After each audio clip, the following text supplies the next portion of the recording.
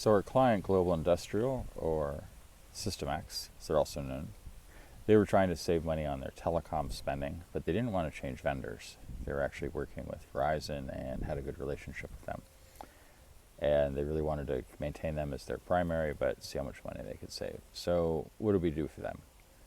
Well, we ended up doing a full inventory of all their services. They had a lot of services with AT&T and also with Verizon. And we found a bunch of things. Some of the things we often find, we found for them, like billing errors. There were a lot of things which weren't being billed quite properly.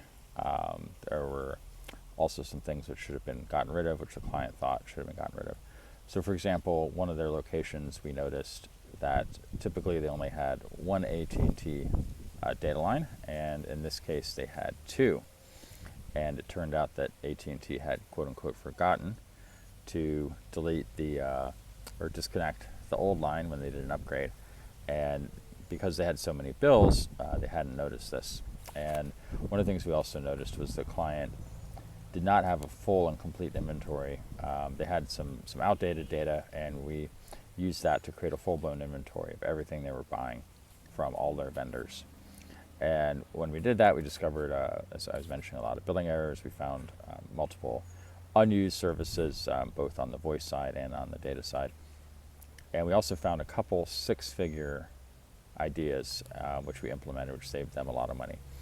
So one example, or one of the two examples I'm going to give, is they had a call center, and in the call center they had both AT&T and Verizon. They were operating redundantly, and it turned out they weren't tracking exactly the cost per minute for the outbound calls for this call center, and they were sending all their calls to the more expensive of the two providers. So we pointed this out to them, and they were surprised to learn this, and then they realized that they could just make the change in about 2 hours since they were set up redundantly. So they got it done that day, and by sending all the calls to the lowest cost provider of the two they already had installed, they were able to save about $100,000 a year. So that was great. Another thing we noticed was that no one had been tracking the cost per minute of inbound calls to Canada on their toll-free lines. So when we discovered this number, we realized it was well above market rate. So we were able to negotiate within contract a new rate from their existing provider, and we got the rate down. It wasn't, in our opinion, it was still above market rate, but it was much less than what they were being charged earlier. So this saved $100,000 a year too.